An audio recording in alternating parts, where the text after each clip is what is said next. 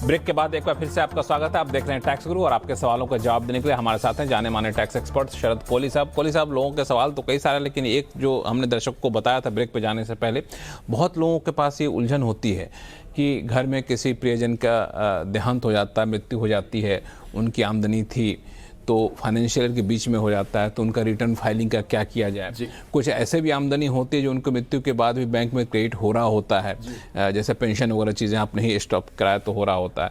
तो कौन किसके ऊपर जिम्मेदारी बनती है इनकम टैक्स रिटर्न फाइलिंग की, और कितने समय के भीतर दे सकते हैं? इसमें क्या पेच होता है, इसका ध्यान रखना चाहिए। जी हाँ, इसको हम 3 हिस्से में बांट के समझ सकते हैं लक्ष्मण। पहला होता है कि जिस वक्त तक वो व्यक्ति कमाते थे, तो एक तो हो गया मतलब साल शुरू हुआ 1 अप्रैल और जिस भी डेट को देहांत हुआ, तो जिस पीरियड में वो अर्न कर रहे थे, एक तो वो पीरियड हो गया।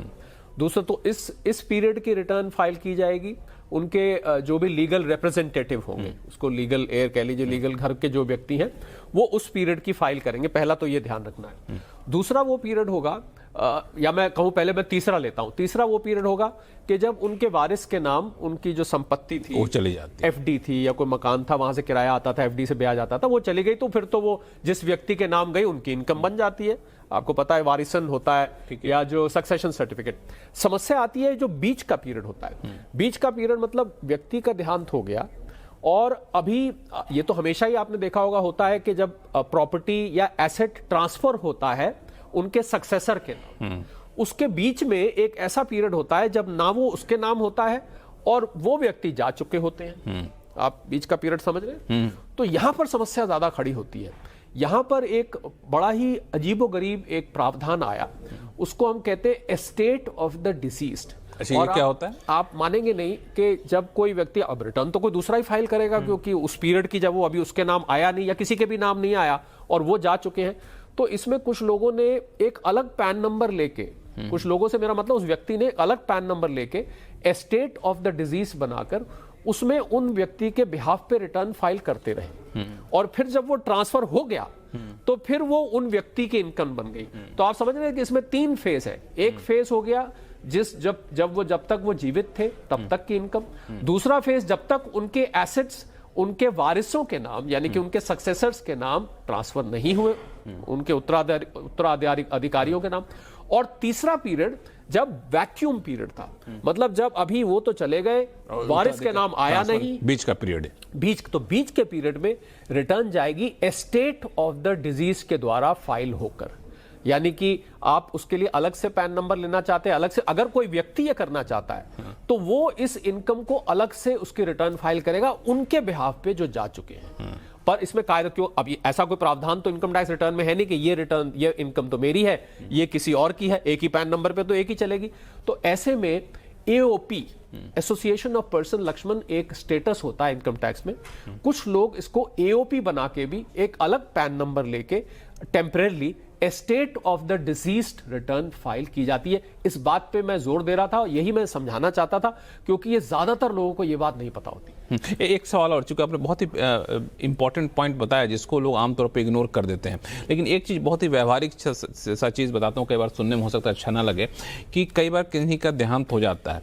अब जो लीगल उत्तराधिकारी है उसके मन में कहीं ये डर आए कि सामने वाले के ऊपर कोई टैक्स की देनदारी बनती है, हम उसके बिहाफ पे रिटर्न फाइल करते हैं, तो क्या फिर आगे चलकर हमें फंसने के चांस तो नहीं रहेंगे?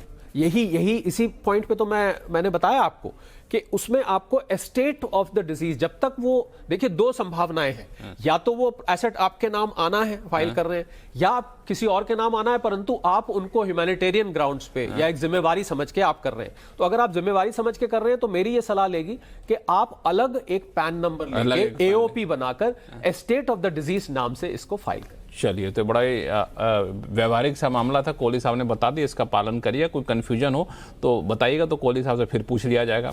हर हफ्ते तो शो हम लोग करते हैं। एक सवाल फटाफट ले लेते हैं, शो का समय चूंकि कम हो रहा है। एएन दुढ़ांडे साहब का सवाल है, अलीबाग महाराष्ट्र से इन्होंने सवाल पूछा है। दरअसल इनका सवाल एनपीएस को लेकर के है। इनको इतना पता है कि एनपीएस से 60% पैसा आप निकालते हैं तो टैक्स फ्री होता है। अभी सही समझ रहे हैं कि नहीं से आप बता दीजिएगा। बाकी 40% जो आप एन्युटी पेंशन लेनी होती है। अब ये कह रहे हैं हैं कि एन्युटी पेंशन पर जो मासिक पेंशन मिलता है उस पर हमको टैक्स लगता है, लेकिन 60% पैसा हम सिस्टमेटिक लमसम विड्रॉल के जरिए धीरे धीरे निकालते हैं, तो क्या उस पर भी टैक्स देना पड़ेगा कि नहीं देना पड़ेगा? नहीं, SLW उसको कहते हैं। SLW, हाँ। SLW माध्यम से अगर आप निकालते हैं तो 60% टैक्स फ्री ही रहेगा। जो 40% आप एन्युटी के जरिए निकालते हैं उस वो टैक्सेबल होता है। और परंतु इस SLW को आप कहीं निवेश करते हैं और उसमें से लक्ष्मण अगर रिटर्न आता है, दुर्नाने साहब को जानना जरूरी है, उस पर फिर टैक्स लगेगा। यानी कि विड्रॉल पर 60% पर टैक्स नहीं लगेगा, 40% एन्युटी पर टैक्स लगेगा। SLW के माध्यम से भी करते हैं तो भी नहीं लगेगा, परंतु SLW के माध्यम से कोई इनकम जनरेट होती है उस पर टैक्स लगेगा। मैं इसको थोड़ा सा और साफ करवा दूं आपसे। NPS में से जो 60% पैसा आपने निकाला उस पर टैक्स नहीं लगेगा, भले ही लमसम हो या SLW। भले ही लमसम इकट्ठे निकाल लीजिए चाहे हर महीने निकालिए, उस पर टैक्स आपको नहीं देना पड़ेगा। और उस पैसा को निकाल के आपने FD कर दिए, शेयर बाजार में लगा दिए, म्यूचुअल फंड में लगा दिए, उससे जो इनकम होगा उस पर आपको देना पड़ेगा। बहुत ही इंटरेस्टिंग सा मामला है। दूसरा 40% जो है सो वो निकालते हैं तो उस पर आपको वो टैक्सेबल देना। तो वो टैक्सेबल किस हिसाब से कैलकुलेट होता है? वो इनकम फ्रॉम अदर सोर्सेस में जाएगा। वो तो वैसे ही टैक्सेबल है। आपका विड्रॉल जो उस पे आपने डिपेंड करता है कि NPS की कौन सी स्कीम में किया हुआ है, आपको उसमें डिविडेंड मिल रहा है या कैपिटल गेन हो रहा है, ये तो डिपेंड करता है ना लक्ष्मण के जो ट्रस्ट है उसने स्टॉक्स में लगाया है, किस में लगाया है, तो उस पे जो इनकम बनती है वो आपको देनी, उसके हिसाब से टैक्स देना पड़ा। तो बहुत ही सिंपल भाषा में कोहली साहब ने समझा दिया। अगर NPS आपका है, आप पैसा निकाल रहे हैं, तो इनकम टैक्स के नियमों का ख्याल रखिएगा। तो कोहली साहब सारे सवालों का जवाब दे दिया आपने बहुत ही आसान भाषा में। आपका बहुत बहुत धन्यवाद। और आपके पास कोई भी सवाल हो, चाहे इनकम टैक्स से हो, GST हो तो भी भेज सकते हैं। हालांकि GST के बाद नहीं आप लोग भेजते हैं, मान के सिर्फ इनकम टैक्स का ऐसा है नहीं, GST से जुड़े सवाल हैं वो भी भेजिएगा। और आपके हर सवालों का, हर उलझनों का हम लोग ऐसे आसान भाषा में जवाब देंगे। और सवाल भेजने के लिए ईमेल ID पता ही है, tax@moneycontrol.com। जी हाँ, tax@moneycontrol.com। और सवाल भेजें तो अपना नाम और मोबाइल नंबर ज़रूर से दीजिएगा, ताकि सीधी बात करने से फ़ायदा ये होता है कि इनके जवाब से कुछ आपको और कन्फ्यूजन हो, कोई और सवाल निकल रहा हो, तो वो सवाल का जवाब भी आप तक पहुँचेगा। और ऐसे ही सीधे आपको टैक्स गुरु से रूबरू में कराऊंगा। और टैक्स गुरु में फिलहाल इतना ही।